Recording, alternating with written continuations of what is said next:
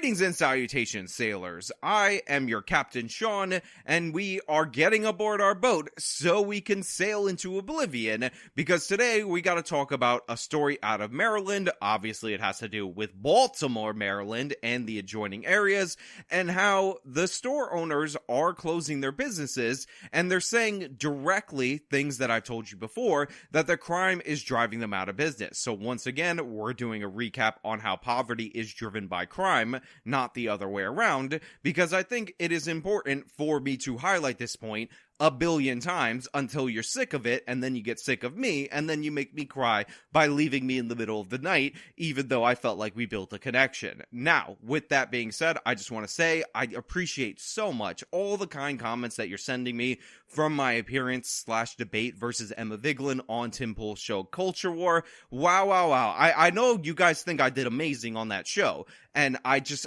never expected all the kind words that you were going to direct in my direction. And although I am shooting this video before that even aired, and I am in fact shooting this video before I actually go out to film that whole segment, that debate with Emma Vigeland, I just want to say from the future Sean probably is going to appreciate your reaction, even though, again, it's not filmed yet, and I'm just shooting myself out through the weekend, so that way I can have videos for you while I travel, but whatever, it doesn't matter. Let's get into the story. Also, thanks to the members, actualjusticewarrior.com/join, whatever, let's go. It surprises me. For Tim Buckingham, there's a list. Car break-ins, muggings, just petty theft. His concern over crime budding at the business where he works, the flower shop on Eager Street in Mount Vernon. When I moved to Mount Vernon, I moved here because I thought it was a safe neighborhood. Now look, I'm not in favor of stereotypes. In fact, I, Sean Fitzgerald, owner and content creator of the Actual Justice Warrior, this YouTube channel that you're watching right now,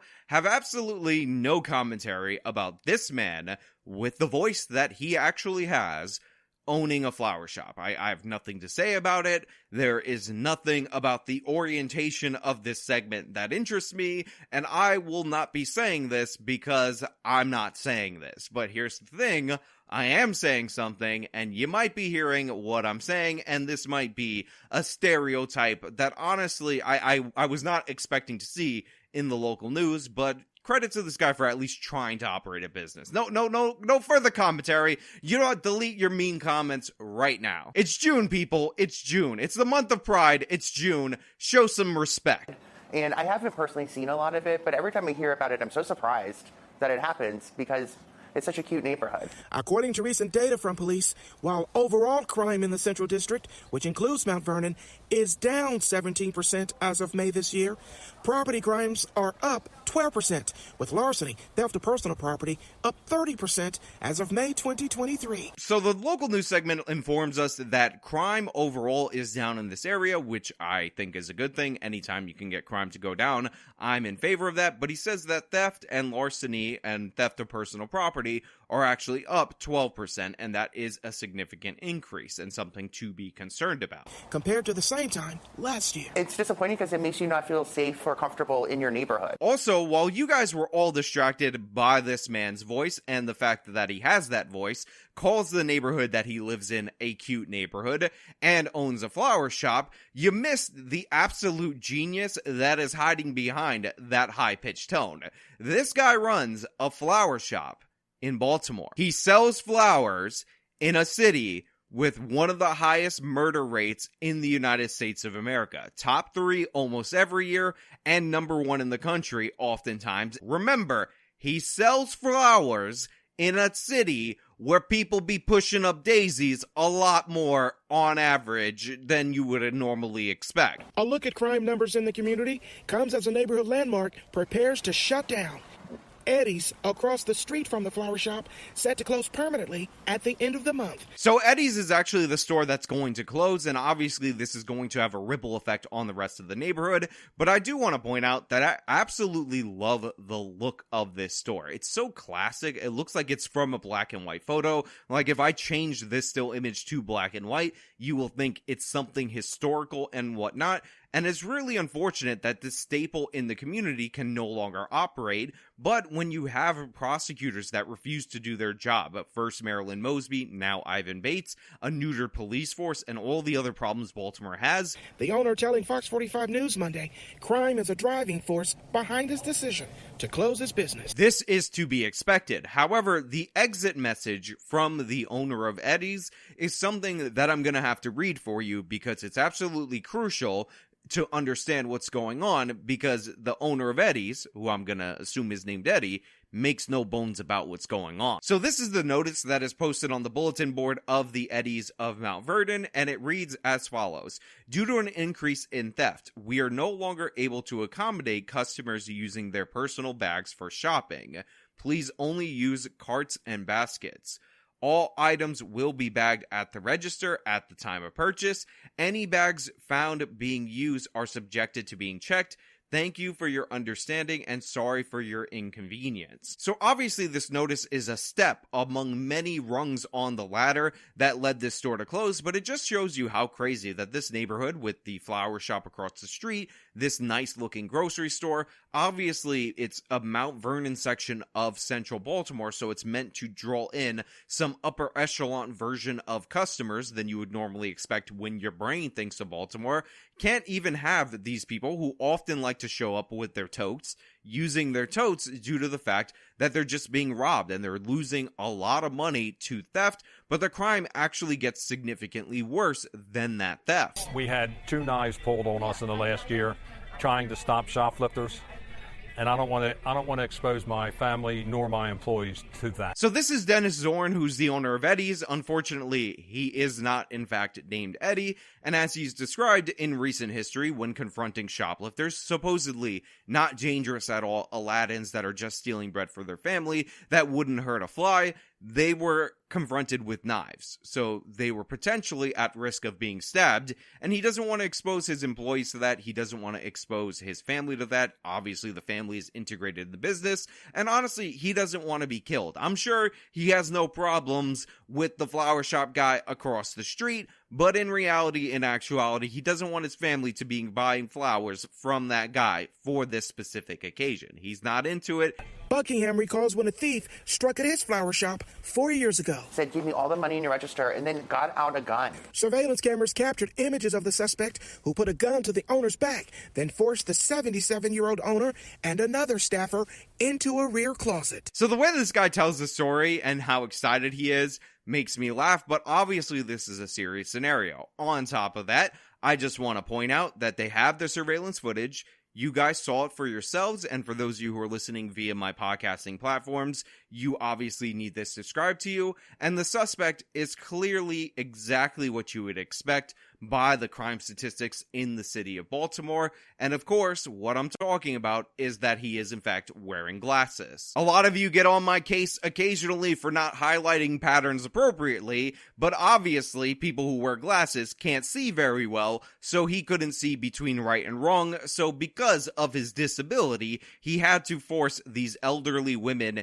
into the back of the store at gunpoint in order to rob them for the cash that they have at this flower shop. He also stole a bunch of tulips and 3 dozen roses because, you know, he had to do something nice for the woman in his life. And even though that's not reported anywhere, and you might think I made that up, I assure you it's 100% true. But as we can see, the man with the glasses has a serious problem seeing right from wrong. And honestly, the city of Baltimore should really do something about people with poor vision in the city of Baltimore and their propensity to commit a disproportionate amount of the armed robberies. I was petrified. I was never so frightened in my life. Now look, I'm not trying to lean into stereotypes or anything like that. I'm not trying to say anything, but what I will say, what I will point out, is that if you were to cast somebody to be the owner of a flower shop in a movie, a long-standing flower shop in a movie, it would be somebody who looks exactly like this woman.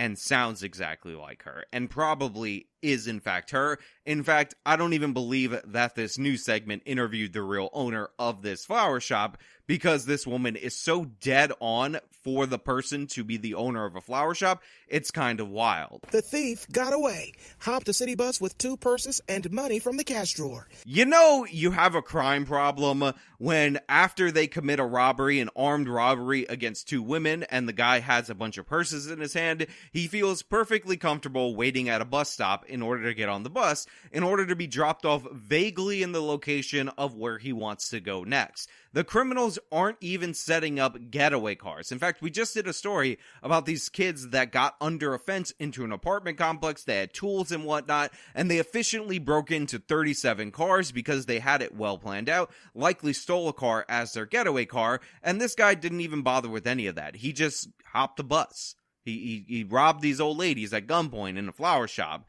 including this woman who is an actress, a stand-in for the woman that was actually robbed in the surveillance video. Obviously, that's in fact true. And then he casually waited for the bus for probably 45 minutes because, as somebody who lives in a major metropolitan area, I could tell you, those bus schedules absolutely trash, and Baltimore is run way worse than New York City. Chilling moments in the historic community with concerns about crime then and now. That's always so scary because I never expected it to happen in Mount Vernon. Look, I like this guy. I don't care what any of you say in the comments, you rude people. It's the month of June. Show some respect, because he says hilarious and ridiculous things, and the one thing I try to give him credit for being a secret genius was owning a flower shop in Baltimore due to the high homicide rate, and it turns out he's not even the owner, but I still like him because he says ridiculous things like that. He said, I never expected it to happen in Mount Vernon, as we heard that this robbery happened in Mount Vernon in this specific flower shop 4 years ago, and then we hear about all the various instances that are happening at the grocery store across the street, and it's gotten to the point where they had to enforce a no bags policy and all these other policies, but this guy's still like, you know, I never expected it to happen here. I never would have thought that after witnessing all of these crimes firsthand and having crimes committed on the premises. In fact, if you look at the surveillance video, I'm standing in the spot where the armed criminal pointed the gun at my boss and then took her purse and then forced her into a back room, that it would happen here. I can't imagine that this thing that consistently happens here, right here in this specific spot, would happen here. I gotta have love for somebody who's that optimistic and willfully blind, because honestly, it's like he's like a puppy dog in kind of a way. Like, you know, you kind of know that he might not be the sharpest pencil in the pencil box, but you still appreciate him for showing up with a sunny disposition and some optimism. And again, it's June, people. It's June. Show some respect. It's June. Chilling moments in the historic community with concerns about crime then and now. That's always so scary because I never expected it to happen in Mount Vernon. By the way, and I'm completely not making this up, I actually enhanced this image like you see in the movies, and you know what I noticed? Right after he says, I can't believe it could happen here, there's actually crime scene tape in the frame, and you can notice it. It's subtle if you pay attention. So then I enhanced it a little bit further. And again, it might be a little bit too imperceptible to you guys, so I'll describe it to you. You can see O.J. Simpson also in frame. So then I reversed the spectrometer of the image and I found Ghostface. So yes, all of that is happening right there in that flower shop, right next to him. Buckingham says part of what he does to help keep safe when he's out walking about is travel in numbers. He says travel in a group. He says there's safety in numbers. Also, after hearing that he travels in numbers for safety, I have a very amusing vision in my brain parts of this guy traveling around with people with the same kind of disposition as him in a large group in order to run the streets of Baltimore and protect themselves from armed, glasses-wearing criminals that are running amok and quite literally killed somebody in the very spot that he's standing in. I mean, when this guy rented his apartment, they still had bloodstains from the last last person who was killed in a drug hit, and he was like, I can't even imagine this happening here. How could it possibly happen here? Oh, you have a Ring surveillance video of this homicide that occurred exactly where my bed was, and that's where the previous person's bed was. I can't imagine it at all whatsoever. I'm not even going to clean up these bloody footprints of the guy running for safety after he was shot in his own apartment, because I can't imagine it happening here, and I'm going to travel in numbers for safety. Keith, thank you. Well, a new survey from Wallet Hub ranks Baltimore among the worst-run cities in America. It ranks 132 on a list of 149 cities. The research examined several factors, including education and safety. The survey lists Baltimore as tied for the highest violent crime, right with Memphis, St. Louis, Detroit, Little Rock, Arkansas. So again, I'm going to recommend you watch this segment in its entirety, because they go into a Wallet Hub survey about how Baltimore is one of the worst run cities in the entire country, as if you needed a scientific breakdown of that fact. But it is important for you to know that it is tied with a bunch of other cities that you should be familiar with, because we've talked about them on this channel, for among the most violent cities in the United States of America as well. And again, when shown this information, when given an advance copy of this article, this guy said as he was standing right next to a corpse, he can't imagine any of the violence happening here. How could he possibly imagine it? It's not like we have dedicated series that were hits like The Wire that have been documenting this phenomena in Baltimore for decades in this country. Can't imagine it, don't know about it. Again, watch the full segment. It is very interesting. They have a great story in the beginning, and they close it out with this interesting data, and that's where I'm going to leave it for you guys right here. Thank you so much for watching. If you liked the video, show them by leaving a like. Subscribe for more content. Follow me on my social media. Support me via the support links in the description of this video. This has been me talking about some absolute madness in Baltimore. Till next time.